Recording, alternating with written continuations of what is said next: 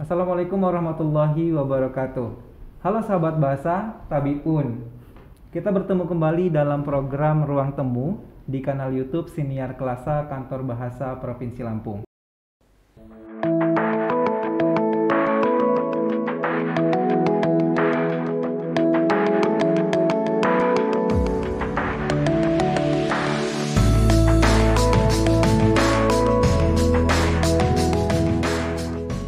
Di edisi pertama Siniar Kelasa tahun ini kami menghadirkan narasumber yang sangat istimewa.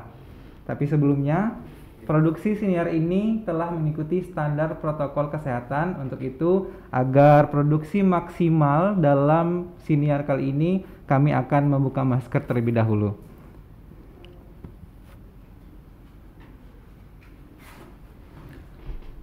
Ruang Temu edisi kali ini akan membahas satu tema yang sangat menarik. Bijak berbahasa atau pidana mendera. Sahabat bahasa, sebuah manajemen media sosial yang bernama Hotsuite mempublikasikan rumusan laporan berjudul Digital 2021, The Latest Hindsight into the State of Digital yang menyebut bahwa separuh penduduk Indonesia merupakan pengguna aktif platform media sosial. Tentunya hal ini menimbulkan banyak dampak. Tentu banyak dampak positif dan juga banyak dampak negatif yang ditimbulkan akibat para pengguna yang tidak bijak dalam berbahasa di media sosial. Nah, pada kesempatan hari ini kita akan membahas tema terkait penggunaan bahasa di media sosial dan dampaknya yang diakibatkan bagi para pengguna yang tidak bijak ketika berbahasa di media sosial. Tema kita pada kesempatan hari ini adalah bijak berbahasa atau pidana mendera. Bersama saya Parias, narakata Ruang Temu, kita akan bahas tema ini bersama dengan para narasumber yang sangat luar biasa. Saya akan perkenalkan satu persatu narasumber kita pada kesempatan kali ini. Narasumber yang pertama, Eselon 1 kami, Kepala Badan Pembinaan dan Pengembangan Bahasa, Profesor E. Aminuddin Aziz, MA, PhD. Selamat datang Profesor, terima kasih sudah berkenan hadir di Ruang Temu. Terima kasih sudah diundang untuk bergabung di acara Siniar ini. Terima kasih Profesor.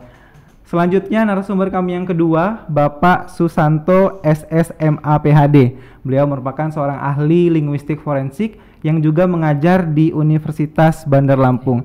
Pak Susanto, apa kabar? Alhamdulillah sehat. Selamat datang di Ruang Temu. Ya, terima kasih atas undangannya. Baik, sahabat bahasa, kita akan memulai sesi siniar kali ini dengan terlebih dahulu bertanya kepada para narasumber terkait tema kita. Penggunaan media sosial pada belakangan ini menimbulkan banyak sekali dampak yang cenderung positif, tapi ada beberapa juga yang berujung ke tindak pidana. Nah, bagaimana pendapat dari Profesor dan juga Pak Susanto terkait fenomena kasus hukum yang kian marak terjadi akibat pengguna media sosial yang tidak bijak dalam berbahasa ini? Saya mulai dari Profesor. Prof, silakan. Baik, terima kasih. Assalamualaikum warahmatullahi wabarakatuh. Waalaikumsalam.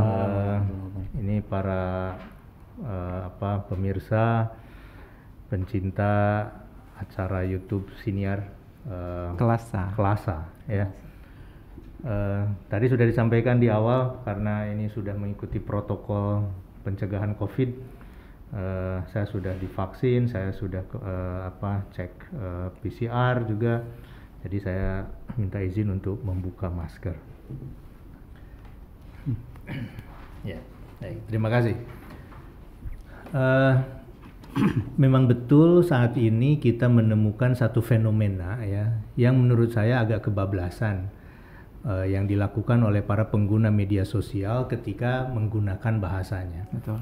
Nah, mereka tidak menyadari bahwa apa yang mereka katakan itu bisa ya berpotensi untuk berujung kepada masalah pidana, terutama yang terkait dengan apa yang disebut di dalam literatur bahasa yang disebut dengan hate speech atau ujaran kebencian. Nah, ujaran kebencian ini adalah bentuk dari perang bahasa ya. Perang bahasa itu macam-macam.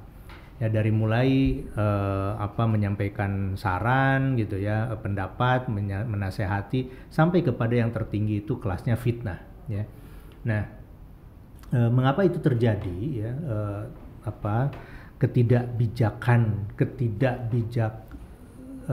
berbahasaan ya mereka itu, karena mereka tidak menyadari bahwa bahasa itu tidak bebas nilai ketika bahasa itu sudah dipakai.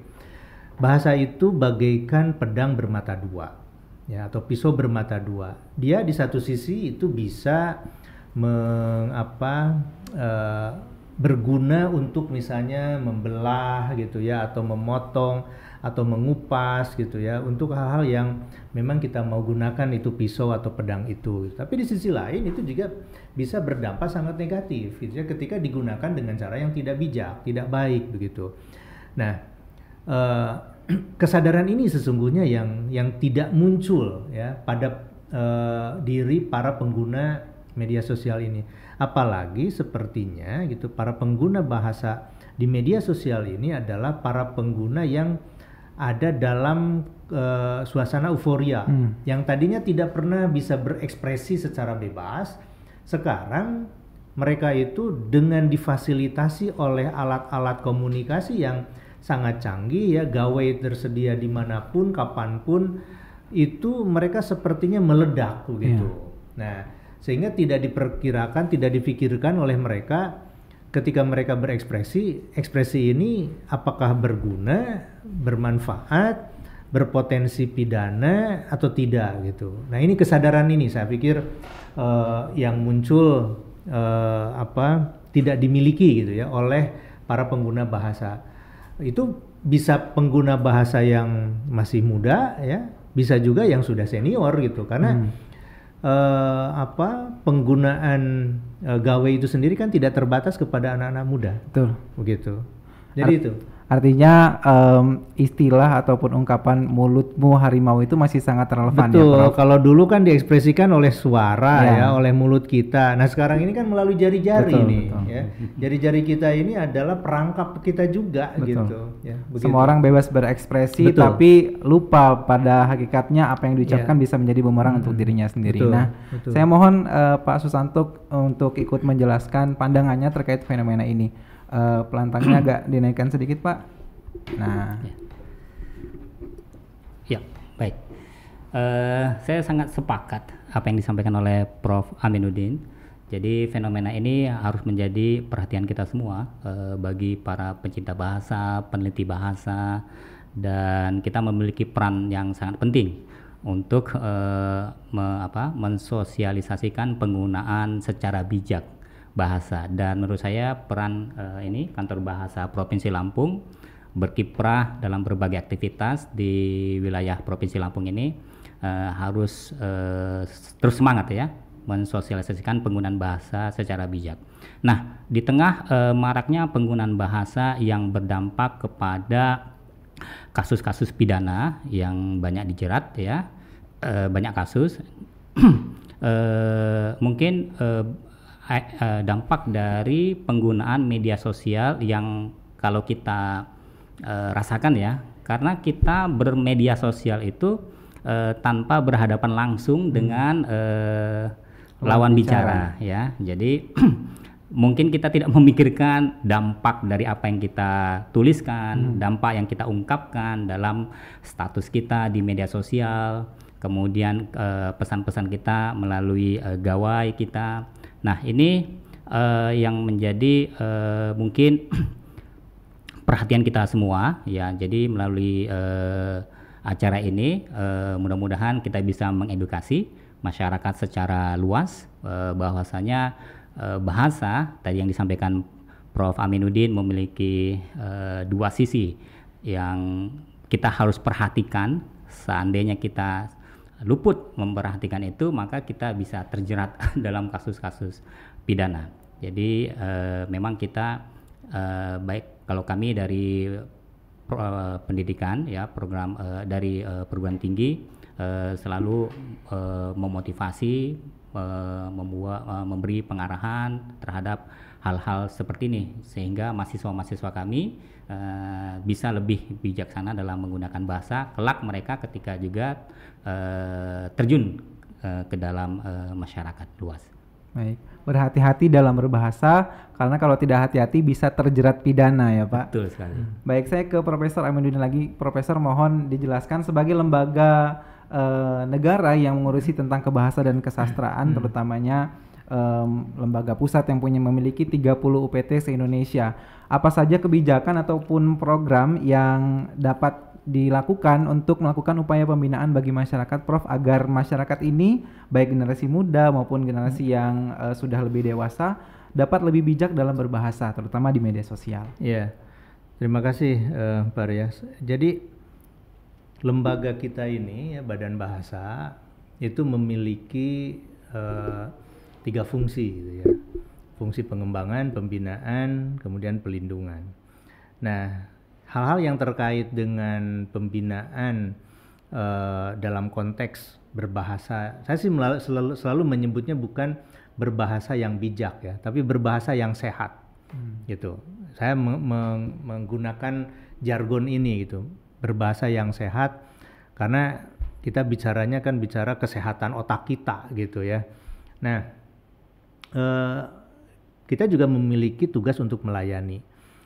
Nah, selama ini memang sepertinya masalah ini lebih dipotret Badan Bahasa menyediakan tenaga-tenaga ahli untuk menjadi saksi, ya, dalam proses penyidikan. Ya, ahli bahasa. Ahli bahasa, gitu. Padahal bukan hanya itu yang kami lakukan. Yang dilakukan oleh Badan Bahasa adalah memberikan semacam penyuluhan, pembinaan, ya, bekerja sama dengan komunitas-komunitas, apakah itu di perguruan tinggi, apakah melalui mitra kita di kepolisian, apakah melalui pegiat literasi. Bagaimana sih sesungguhnya kita itu menggunakan bahasa yang sehat. Nah, karena bagaimanapun kalau misalnya kita tidak berbicara, tidak menggunakan bahasa yang sehat, ini akan berdampak kepada buruknya kondisi psikologis yang bersangkutan, gitu ya. Jadi semakin diumbar begitu ya, mengumbar cacian gitu misalnya, maka berpikirnya dia sudah semakin tidak sehat, gitu.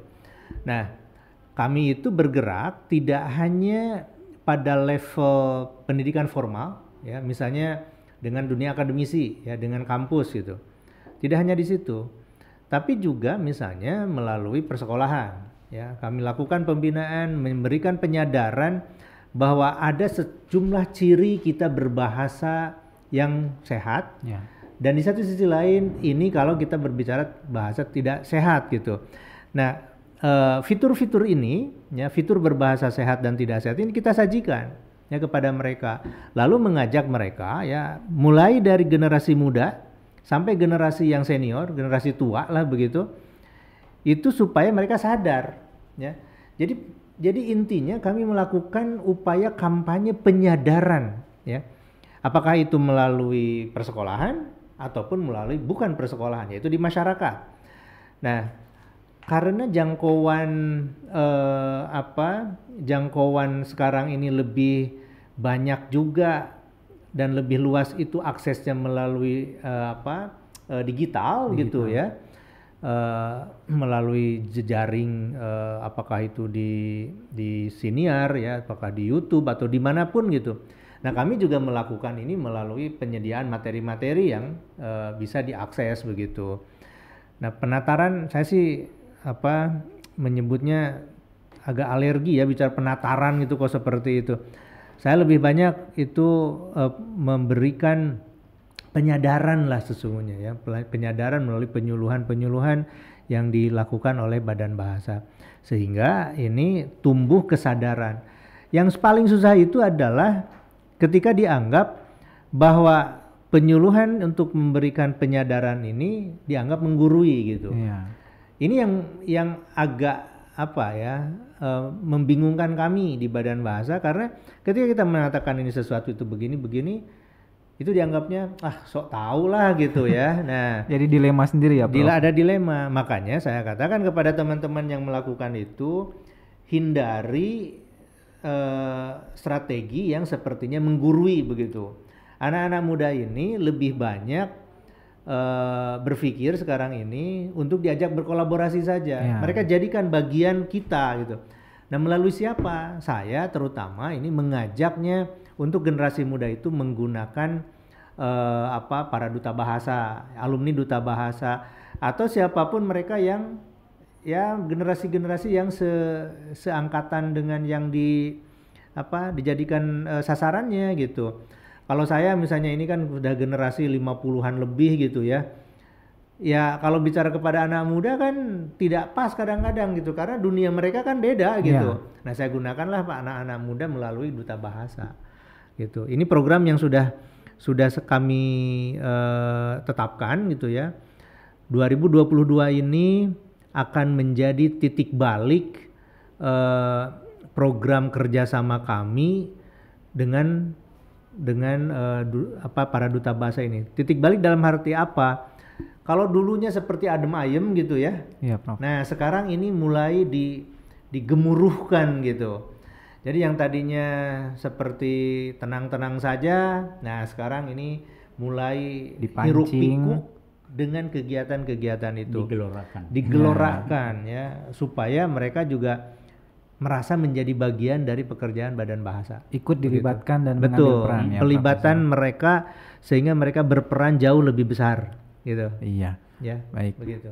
Saya menggarisbawahi sebuah istilah berbahasa sehat. Karena bila pikiran itu sehat itu terimplementasi dari kalimat yang dikeluarkan dari seseorang. Maka mudah-mudahan pembinaan yang dilakukan oleh Badan Bahasa ini benar-benar mampu memberikan inspirasi bagi masyarakat, terutama sahabat bahasa yang menyaksikan video ini, agar lebih bijaksana lagi dan lebih sehat lagi dalam berbahasa. Kemudian saya akan ke Pak Susanto sebagai seorang ahli linguistik forensik. Pak Susanto mungkin bisa bercerita sedikit apa sebenarnya linguistik forensik itu, Pak? Silakan. Ya. Nah, ini membahas tentang linguistik forensik di depan ahlinya. Profesor Aminuddin, sepak terjangnya luar biasa, skala internasional dan nasional. Jadi linguistik forensik ini mohon diluruskan Prof ya. Jadi memang kajian linguistik forensik ini menjadi salah satu konsentrasi kami di Pusat Studi Linguistik Universitas Bandar Lampung. Pada dasarnya linguistik forensik ini dirasakan perlu hadir baik di dunia akademisi maupun teman-teman yang berkiprah terkait dengan ilmu bahasa, karena banyak apalagi dengan beragamnya penggunaan bahasa yang kurang sehat dan kurang bijak menimbulkan dampak yang luar biasa, dipidanakan seseorang dan lain sebagainya. Jadi linguistik forensik pada dasarnya adalah kajian terapan ilmu linguistik secara saintifik ya, kajian secara saintifik ilmu bahasa di wilayah hukum. Nah, dari beberapa referensi utama, kajian-kajian linguistik forensik itu dapat dibagi menjadi 3 bagian besar. Yang pertama adalah bahasa di bidang bahasa dalam proses hukum, kemudian bahasa dalam produk hukum, dan bahasa dalam alat bukti hukum. Nah, kami di Pusat Studi Linguistik Universitas Bandar Lampung juga bekerjasama dengan teman-teman, ada banyak dari Universitas Pendidikan Indonesia, Prof.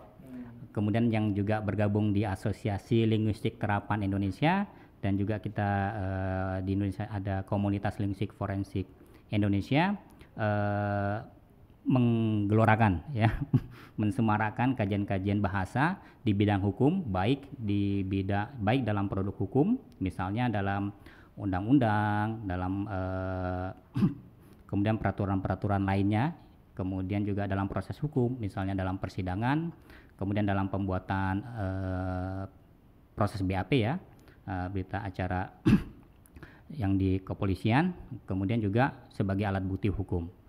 Misalnya kita melihat bagaimana analisis suara ketika ada data hukum, alat bukti hukum itu berupa rekaman percakapan, kemudian atau ancaman melalui suara telepon dan lain sebagainya. Nah, pada dasarnya linguistik forensik ini bergerak di 3 bidang tersebut. Baik, artinya linguistik forensik ini sangat erat sekali kaitannya dengan penanganan kasus yang berkaitan dengan penghinaan, pencemaran nama baik yang sekarang ini lagi marak-maraknya terjadi dan ditangani oleh ahli-ahli bahasa di kepolisian, begitu ya Pak ya. Nah, saya tambahkan sedikit. ya silakan Prof. Esensinya linguistik forensik itu adalah melakukan analisis linguistik kebahasaan dari berbagai macam unsur kebahasaannya, dari itu apakah morfofonologi, sintaksis, semantik, wacana, begitu ya, sampai kepada urusan pragmatik, sosiolinguistik. Itu hasil analisisnya ini digunakan untuk kepentingan proses peradilan. Itu. Kalau misalnya kita membuat analisis tapi tidak dilakukan untuk tujuan pembuktian peradilan, itu bukan linguistik forensik. Ya. Karena apa? Tujuan akhir dari linguistik forensik ini adalah untuk pembuktian itu. Nah, kalau misalnya kita mengkaji ya di dalam dunia akademiknya di kampus boleh-boleh saja gitu ya. Tapi itu diarahkan semuanya supaya mahasiswa yang belajar itu mengerti bagaimana hasil analisis ini untuk digunakan dalam proses peradilan. Begitu. Nah, proses peradilan ini bisa dalam bentuk yang tadi disampaikan oleh Pak Susanto ya. Nantinya itu adalah untuk pembuktian dalam dokumen hukum, misalnya surat-surat wasiat, kemudian perjanjian gitu ya. Kemudian untuk yang kedua dalam proses peradilan, apakah dalam proses pemeriksaan, penyidikan gitu ya, penyiapan BAP, atau ketika seseorang dimintai menjadi penerjemah di ruang pengadilan begitu. Atau yang ketiga itu ketika kita berbicara tentang bahasa sebagai alat bukti ya. Nah, ada barang bukti berupa kebahasaan yang seperti tadi, misalnya ada ujaran yang dituliskan atau yang disampaikan melalui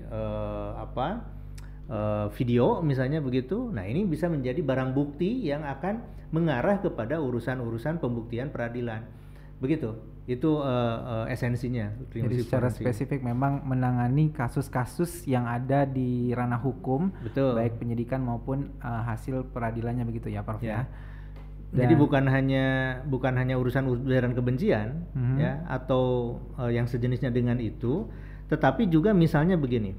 Apakah sebuah kwitansi itu ya itu mengandung kebenaran formal ya secara hukum kalau dilihat dari bahasanya. Misalnya bertanggalnya tanggal berapa? Misalnya tanggalnya itu tahun 50-an lah gitu ya. Tapi kok semuanya ini ejaan yang disempurnakan. Oh iya. Gitu. Nah, ini adalah dokumen hukum. Karena kwitansi ini kan dokumen hukum. Betul. Dia tanda tangan. Tapi tiba-tiba misalnya ada materai gitu ya. Iya. Materainya harganya katakanlah Rp1.000. Zaman itu tidak ada materai Rp1.000. Begitu. Nah, kemudian perjanjian ya. Apakah perjanjian ini misalnya seimbang atau tidak gitu. Nah, ini masuk ke dalam ranah itu, ranah forensik. Cakupannya cukup luas ya. Sangat luas. Bisa masuk ke berbagai macam kasus yang di situ melibatkan tata bahasa dan juga dokumen-dokumen yang ada keterkaitannya dengan kebahasaan. Betul. Nah, kemudian pertanyaan saya untuk Profesor dan juga Pak Susanto, sudah banyak sekali barangkali saya yakin kasus yang ditangani sebagai ahli bahasa di kepolisian begitu, Prof. Nah, saya penasaran sekali barangkali bisa diceritakan paling banyak tuh kasus seperti apa, Prof, yang selama ini terjadi dan ditangani oleh Profesor maupun Pak Susanto. Barangkali saya bisa mulai dari Pak Profesor dulu. Dari yang lebih berpengalaman. Baik, silakan Prof. Saya mulai menangani atau terjun ke dalam dunia forensik ini itu sejak tahun 2001 ya. Berarti sudah 21 tahun. Menangani masalah ini. Kalau saya nggak tahu lagi, nggak ingat lagi gitu ya, sudah berapa puluh atau ratus kasus yang saya tangani gitu. Tetapi di antara yang paling banyak ya dari kasus-kasus itu memang dalam mungkin 5-7 tahun terakhir ini lebih banyak kepada urusan yang ketiga tadi, bahasa sebagai barang bukti gitu ya. Nah, kasusnya apa? Itu lebih banyak kepada urusan ujaran kebencian tadi. yang saya sebut, saya sudah tulis dalam berbagai kesempatan, ini adalah bagian dari perang bahasa gitu ya. Nah, perang bahasa ini yang kemudian didefinisikan karena teman-teman penyidik di kepolisian gitu ya selalu bertanya, kalau kasusnya seperti ini masuk ke dalam pasal ini apa enggak gitu, ini masuk pasal ini apa enggak gitu. Nah, pasal-pasal ini kan beda jenjangnya ya, ada misalnya pencemaran nama baik, ada penghinaan, ada fitnah gitu ya. Kemudian apakah menimbulkan keonaran atau tidak, segala macam. Nah, kami menganalisisnya melalui teori ya, teori kebahasaan yang sesuai dengan jenis datanya gitu. Kalau jenis datanya itu adalah data ujaran, maka kami bagaimanapun harus menganalisisnya berdasarkan teori-teori tindak tutur. Kalau misalnya teori tindak tutur digunakan untuk urusan yang tadi di dalam kwitansi, pasti tidak pas gitu. Atau misalnya mau mengkaji katakanlah teori melalui sintaksis, tapi dipakai untuk teori ujaran, itu juga tidak pas. Tidak nyambung. Makanya akan harus tahu dulu ini esensi persoalannya apa gitu. Nah, ini juga kadang-kadang yang tidak mudah ya dimengerti oleh teman-teman yang bergerak di dalam forensik ini dan juga oleh para mahasiswa. Selalu bertanya begini, kalau gitu berarti banyak sekali dong yang harus kami pelajari. Saya katakan yang namanya ilmu forensik itu adalah semacam ilmu tafsir ya, yang akan harus paham dulu dari dasar-dasar linguistiknya, teori linguistik umum itu sampai kepada linguistik terapan. Yang di situ merentang besar sekali gitu. Ini yang harus difahami dulu gitu. Makanya seorang ahli linguistik forensik itu dia menjadi ahli tafsir dan dia harus menguasai ilmu-ilmu dasar dan juga ilmu terapannya. Baik. Begitu. Terima kasih Profesor pengalamannya. Nah, sekarang Pak Susanto silakan. Ya, saya ingin berbagi satu kasus ya di Malaysia di mana saya diminta membantu untuk melihat data dan memberi pendapat terkait tentang forensik authorship attribution. Jadi ada seseorang menulis di media sosial mencemarkan, yang dianggap mencemarkan sebuah perusahaan, tetapi tidak jelas identitasnya. Kemudian kita dimintai bantuan untuk melihat tulisan itu, kemudian menganalisis. Kita menggunakan strategi forensic authorship attribution. Nah, ini akan menjadi tantangan tersendiri ya bagi kita di Indonesia, karena apalagi kita bukan hanya bahasa Indonesia ternyata Prof ya, banyak bahasa daerah, lebih dari 500 ya, bahkan lebih ya. Nah, ini akan menjadi tantangan besar terkait tadi tentang forensic authorship attribution. Kemudian ada juga kasus pencemaran nama baik ya, apakah ada indikasi mengandung muatan penghinaan atau pencemaran nama baik. Itu banyak ya yang saya dimintai bantuan. Dan juga ada kasus tapi tidak di Indonesia, yaitu kasus forensic speaker identification terkait tentang itu di Cina, daratan Tiongkok. Jadi ada kasus ancaman telepon yang muatannya yang mengancam ada bom di sebuah tempat publik, kemudian diidentifikasi dengan cepat dan karena pihak kepolisian memiliki daftar ya, kemudian suara tadi bisa dikelompokkan, dianalisis forensic speaker identification dan verification, ada tim kita di sana, kemudian bisa dicegah tidak terjadi pemboman.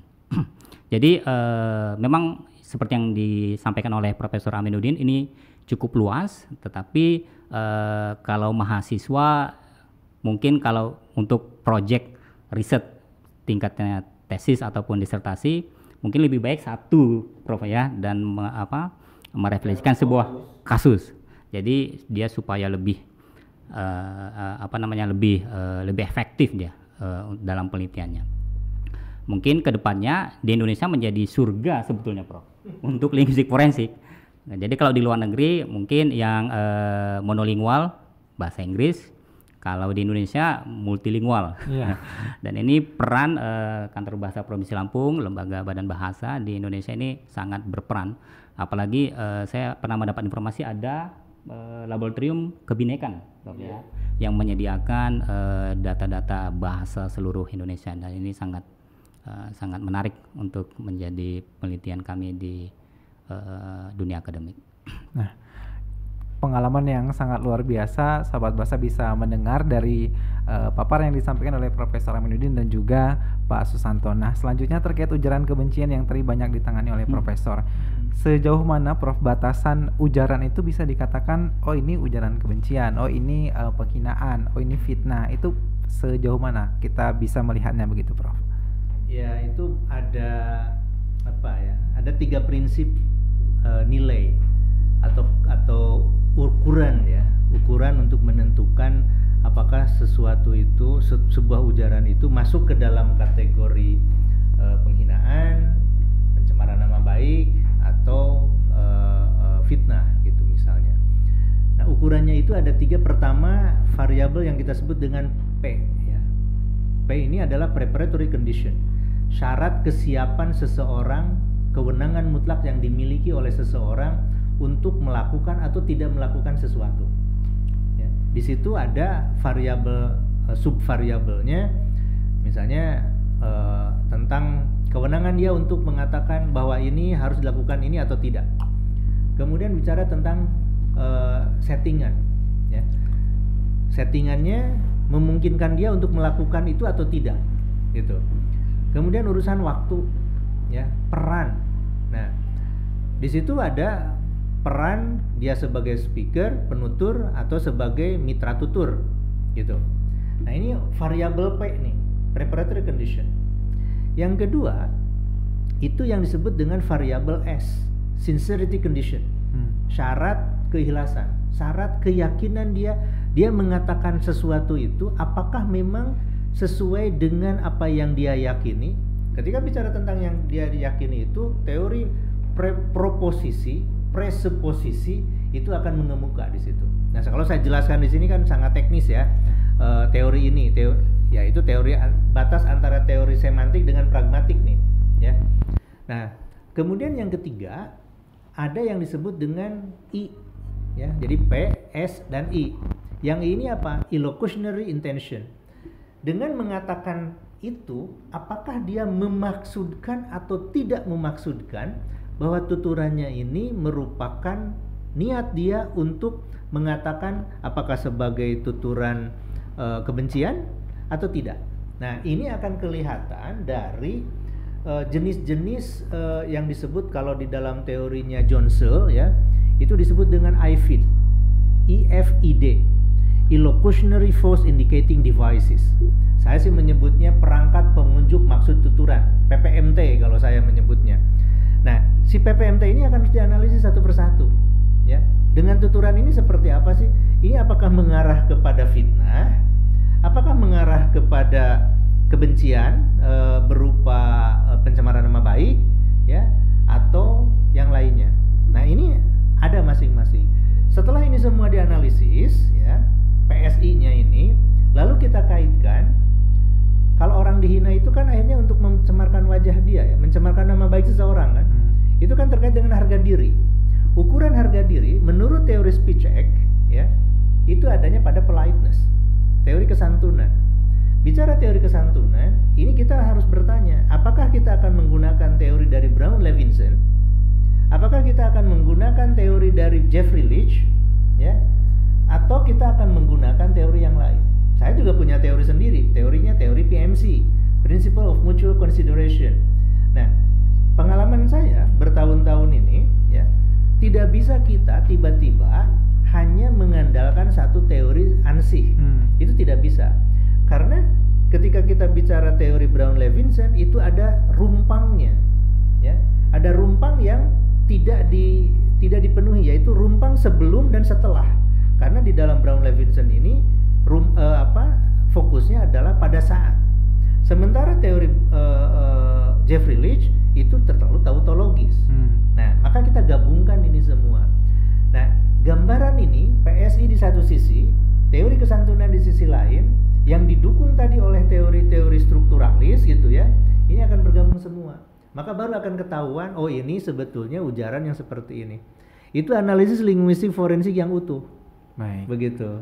Ya. Jadi sudah ada standarnya tersendiri sudah untuk ada. nilai itu, maka sahabat bahasa berhati-hatilah dalam berbahasa, karena bila tidak hati-hati yaitu bersiap-siap pidana yang akan berbicara nanti. Menjerat. Iya betul. Nah, Pak Susanto Iya. terkait dengan ujaran kebencian, kemudian kasus penghinaan, fitnah, ini hukuman apa yang menanti para pelaku yang secara sengaja ataupun mungkin terbukti secara analisis yang dilakukan oleh para ahli bahasa, mereka terbukti bersalah, hukuman apa yang mengancam mereka? Ya, Pak. ini saya lihat contekan ya. Iya. Jadi ada delik hukumnya yaitu di pasal 27 ayat 3. Nah, jeratan hukumnya di pasal 45 ayat 3 di Undang-Undang Nomor 19 Tahun 2016 tentang perubahan atas Undang-Undang Nomor 11 Tahun 2008 tentang informasi dan transaksi elektronik. Jadi kalau 27 ayat 3 ini mengkhususkan pada dengan sengaja dan tanpa hak mendistribusikan dan atau mentransmisikan dan atau membuat dapat diaksesnya informasi elektronik dan atau dokumen elektronik yang memiliki muatan penghinaan dan atau pencemaran nama baik. Jadi penggunaan dan atau ini bisa alternatif dan kumulatif. Jadi salah satu saja sudah terkena. Jadi saya ingin menambahkan sedikit bahwa tugas ahli bahasa secara teknis itu bagaimana membuktikan gitu Prof ya, apakah benar muatan ini mengandung penghinaan atau mengandung pencemaran nama baik atau di pasal-pasal lainnya, misalnya mengandung pornografi dan lain sebagainya. Nah, tadi yang sudah disampaikan Prof dengan beragam teori. Dan juga ada teori yang saat ini sedang digandrungi yaitu legitimation code theory dari Profesor Carl Maton dari Sydney University. Jadi kami mencoba, tapi masih dalam proses riset ya. Harapannya nanti bisa menambah wahana ya, menambah wawasan ya terkait tentang bagaimana membuktikan apakah muatan bahasa itu mengandung pencemaran nama baik atau delik hukum lainnya, yaitu dengan mengukur ketebalan semantik density, ketebalan semantiknya. Ada juga sebelumnya itu ada teori systemic functional linguistic dengan menguji 3 metafungsinya secara interpersonal, editional, interpersonal, dan tekstual, dan yang interpersonalnya itu nanti diuji seberapa dalam appraisalnya. Jadi memang ancamannya cukup berat ya kalau terbukti. Wah ini tapi tergantung dari pembuktian tadi ya, tergantung dari pembuktian tadi apakah bisa dibuktikan dia itu dengan sengaja dan bisa dibuktikan apakah itu mengandung muatan yang disangkakan kepada terlapor begitu. Ancamannya paling berat berapa Pak? Bisa 10 tahun. 10 tahun penjara. Penjara. Ada denda mungkin gitu Pak? Ada juga pernah saya baca putusan sampai 100 juta. Oh, banyak lumayan. Ya tergantung kepada tuntutannya. Kalau misalnya yang bersangkutan itu menuntut kerugian material ya dan imaterial bisa saja. Tapi kan tergantung kepada hakimnya. Gitu. Artinya sanksi hukumnya jelas dan cukup berat ya Prof. Iya. Nah sahabat bahasa, pembicaraan tentang bijak berbahasa ini sangat menarik dan tadi juga kita saksikan bagaimana proses pembuktiannya, apakah yang disampaikan itu mengandung ujaran kebencian atau mungkin sampai ke fitnah ataupun mungkin penghinaan, dan sanksi yang diberikan kepada pelaku sangat berat. Maka berhati-hatilah dalam berbahasa agar tidak terkena pidana. Nah terakhir Profesor dan juga Pak Susanto mohon menyampaikan simpulan dan juga harapan bagi para pemirsa sahabat bahasa yang menyaksikan video ini agar bagaimana kedepannya ini lebih bijak lagi dalam berbahasa agar lebih nyaman begitu kita bermasyarakat. Silakan dari Profesor dulu. Ya, sebagai penutup pembicaraan ini gitu ya, saya ingin menegaskan kembali bahwa berbahasa itu adalah refleksi dari diri kita sendiri. Tidak ada yang kita ingin refleksikan itu adalah hal-hal yang jelek sesungguhnya. Betul. Nah, oleh karena itu tadi saya katakan, karena berbahasa itu, ekspresi bahasa itu tidak ada yang netral ya, itu selalu bermuatan, maka muatan ini tadi harus diberi nilai-nilai positif, ya. Nah, supaya apa? Kita tetap berbahasa secara sehat. Nah, karena kalau misalnya kita mencoba ya membuat resiko gitu, ya udahlah cuek-cuek aja gitu. Nah, ini dampaknya menjadi luar biasa karena bahasa yang kita pakai itu adalah punya potensi. Saya sih menyebutnya dalam teori yang saya sebut PMC tadi, semua tuturan itu akan memiliki daya sanjung dan daya luka gitu. Nah, maka optimalkanlah ya kita berbahasa untuk alih-alih kita membuat luka, lebih baik kita memberikan sanjungan, ekspresi, apresiasi kepada orang lain, begitu. Baik, terima kasih Profesor. Pak Susanto silahkan. Wah, sepertinya kesimpulannya sudah cukup lengkap dari Profesor Aminuddin. Baik, mungkin sedikit saja bahwasanya begitu banyaknya fenomena kasus ya, dan masyarakat menjadi korban, dan juga masyarakat dan adanya fenomena saling melapor. Jadi tidak selesai, melapor sana melapor sini dan sebagainya, dan tentunya ahli bahasa semakin sibuk bekerja dan juga berperan dalam membantu masyarakat. Nah, mungkin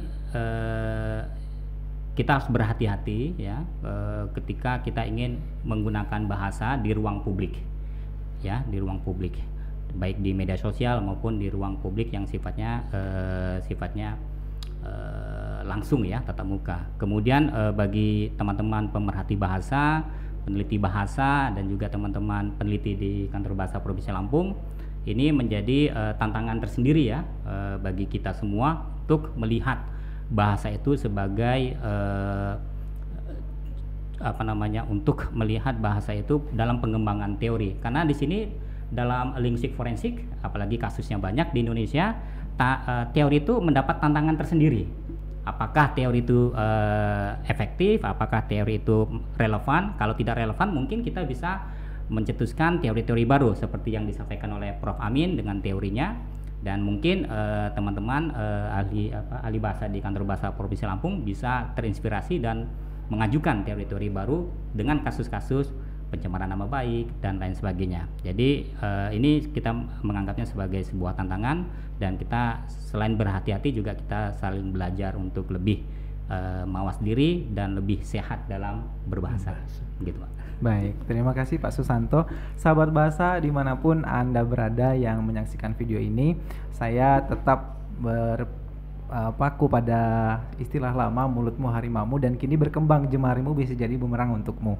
Maka hati-hatilah dalam berbahasa, karena kalau tidak ya siap-siap saja pidana bisa saja mendera.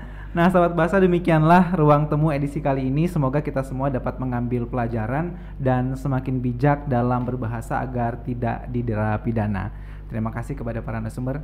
Profesor, terima kasih banyak. Pak Susanto, terima kasih banyak sudah berkenan hadir di kesempatan kali ini, dan terima kasih sahabat bahasa yang telah menonton video ini sampai akhir. Terus saksikan ruang temu di kanal Siniar YouTube Kantor Bahasa Provinsi Lampung. Jangan lupa untuk berlangganan dan membagikan video ini sebanyak-banyaknya. Akhirnya saya Parias, narakata ruang temu, pamit undur diri. Minum jamu dicampur santan. Sampai bertemu di lain kesempatan. Wassalamualaikum warahmatullahi wabarakatuh. Waalaikumsalam warahmatullahi wabarakatuh.